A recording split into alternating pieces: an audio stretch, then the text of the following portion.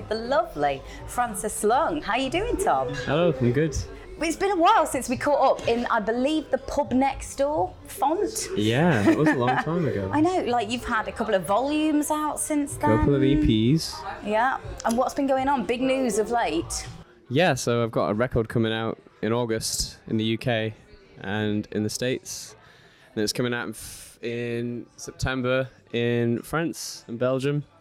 It's called A Dream Is You, and it's coming out on Memphis Industries. For me, and I'm sure for other people, it seems like this has taken quite a while to come together, but I'm sure it's really just the natural course of the music industry, right?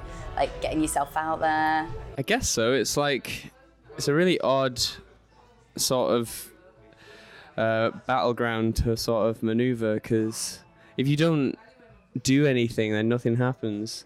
And I sort of learnt that maybe a little bit after doing the first two EPs. And then I started to manage myself, and I learned that like it was possible to make things happen by yourself. And not only that, it was the only way to do things. So it was after maybe a year after I released the second EP that I started to really figure out how I was gonna write another record and what it would be like. I knew it would be something totally different. I knew it would be something that I didn't want to record myself. So there was a little bit of time that was invested in just figuring out what the hell I was going to do, and then figuring out who could record it, and where it would be recorded. I think the best thing about, if there is any good thing about having a full-time job and being a musician, is that you have to learn how to schedule things. And actually all of your time is so precious that when you sit down at like a piano or something, you're so full of like, you've been aching to do it for hours, you know, when you've been like washing pots or doing God knows what, and when you finally like sit down, like those first chords that you play they often sound really inspiring because maybe you haven't played music in a little while, and so I do feel like you're much more likely to write something in that way. A little bit of time away can be good, I think. Is it kind of apt that the first track we heard off the album is called Too Real as well, which, you know, does make you think about that kind of like lifestyle? And yeah, I mean, that's pretty real. Very real. I used to work here in Marianachi. I spent some time washing pots here, washing glasses, pouring beers. What's the best thing about Marianachi? Is it something on the menu, for instance? They do really good burgers here. They did a really good veggie burger now as well. And I'm good tips, you see, from Francis Lung. So I like it. So going back to the album, can you tell me anything about the album? Obviously, it's not released yet, but what can you tell me about the tracks? And the album's called A Dream Is You, and it's sort of a it explores how a dream can be many different things. How a dream can be another person, say a love interest or a friend. Someone that's so like unreal that you can't even believe they're there, or like they're just so terribly bad that you can't believe that they're real, you know. So people can be dreams. Your reality can seem like a dream, or your dreams can seem like reality. There's various songs on the record. There's the title track, A Dream Is You, which is very much a love song about someone that's so great they seem unreal, and there's I Want to Live in My Dreams, which is about wanting to escape reality totally. And when I initially wrote it, it was literally about just wanting to be asleep 24/7, because I really much preferred sleeping to being awake for various reasons. And it was more of an exploration into like sort of traditional songwriting techniques. So like the Brill building, like how would the Brill building approach this song title, I Want to Live in My Dreams? I think they'd write it like this. So it's like an exploration into like classic lyric structures, and then there's a song called I Do Believe in You on the record, and it's about having a guardian angel. I think I was speaking to someone about it recently, like another interviewer, and they'd heard like a little preview from the record, and they were like, so you're very religious then? Wow. Because of hearing this song about having a guardian angel. And I was like, no, I'm not religious. I can't believe that you got that from that lyric, because I thought it was quite, I didn't think it was that transparent. Maybe I'm not that subtle. So a few surprises in store then, maybe. But yeah, this song being about a guardian angel is another sort of, I guess it's an exploration into like your consciousness as a sort of a dream in itself, like guiding you. And when I approached Memphis, I'd finished the record.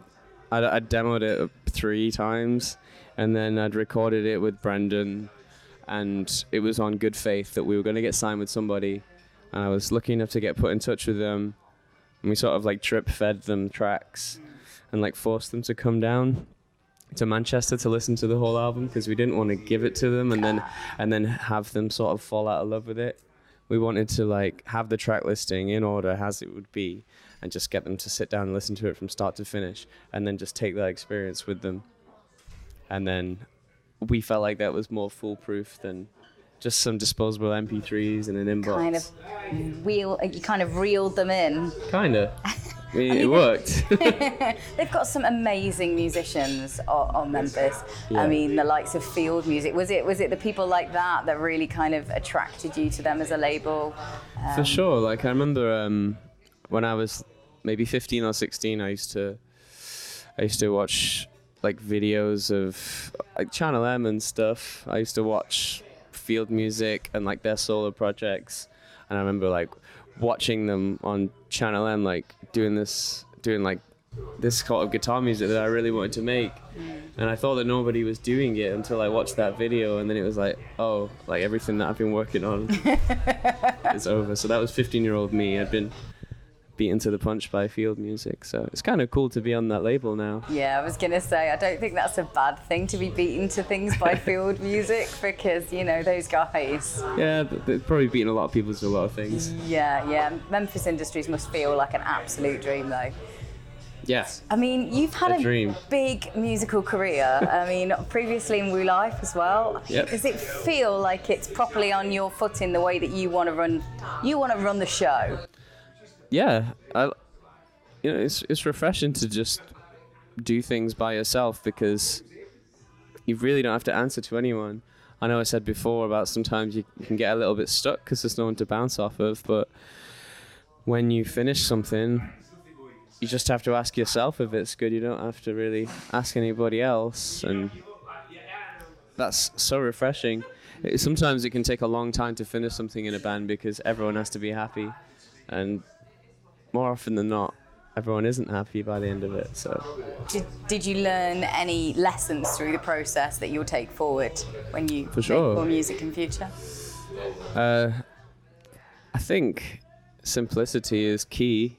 Like, and I'm not saying that you have to write simple songs. I just mean that you have to know when you're overcomplicating things, and you just know that when you're arranging or when you're writing, that something simpler or more direct is always going to be more immediate. And if you're writing like pop music, then immediacy is pretty important. And I learned that from Woo Life. Like those songs are really concise and simple and to the point. So that's a big lesson for me. I used to write odd time signature, weird chord, crazy things before I was in that band, so it taught me a lot. Taught you a lot. Well, there's a lot of time signatures going on still in this part of Manchester. True. Dutch uncles living pretty locally as well, don't they? Oh yeah, but they do that well. Yeah, a real pop aesthetic to the songs that we've heard from you of late, though. I mean, Thanks. So immediate, so infectious. Is it going to be a really good vibe when you're out at the festivals and back playing live? Yeah, I mean, I hope so. I think I've always tried to not be like a sad acoustic act, because that's easy for me to do, and there's nothing wrong with that. I think it's great. So much music I like is like that. I always try and challenge myself to write stuff that would make me feel better. So what's the live setup for the festivals? Because you're going to be playing at Blue Dot Festival, aren't you? Yep. Lots of other stuff lined up. Have you got other people in the band now helping you put it together live? Yep. So we've got a couple of keyboardists. We've got lots of harmonies going on. We've got a bass player, we've got a drummer. So it's an extended lineup there. Well, yeah, I mean, I used to play with it. You might have seen me play with a backing track back in the day, just singing karaoke. I mean, I already have a microphone. I don't know why I needed to do that, but yeah. So it's different.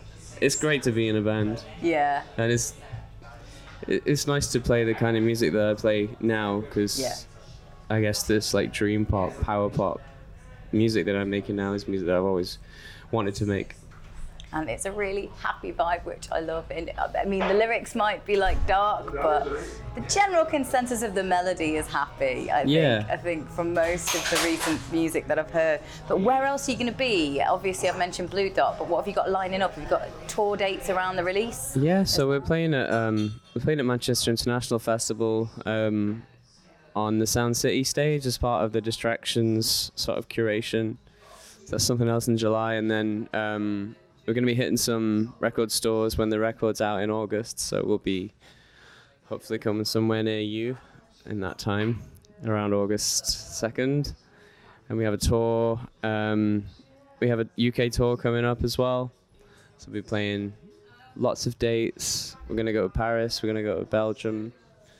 There's going to be a lot going on. What are you really hyped about doing?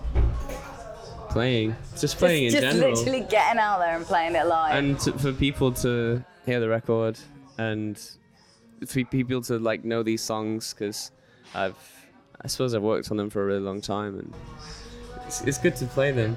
Do you feel nervous though? Do you feel nervous about people hearing it finally? Yeah, I mean it's quite different, so I don't know how it'll go down. It's, you just have to wait and see. It's gonna be great though, I'm sure. Manchester is always a hotbed of musical talent. Are there any new artists or any musicians here you think we should be checking out? Yeah, I really like Bunny Hoover. They're a really great band. I really like the Feetles, who I'm lucky enough to play with sometimes. Jolin, top dude. Yeah. And I saw Aldous RH again the other day. I really hope that they release something soon. Well, thank you so much for catching up with me, Tom. It's been a pleasure. Cannot wait for the album to be out there, and we'll see you at the festival. Yeah, we'll see you there. Thank you.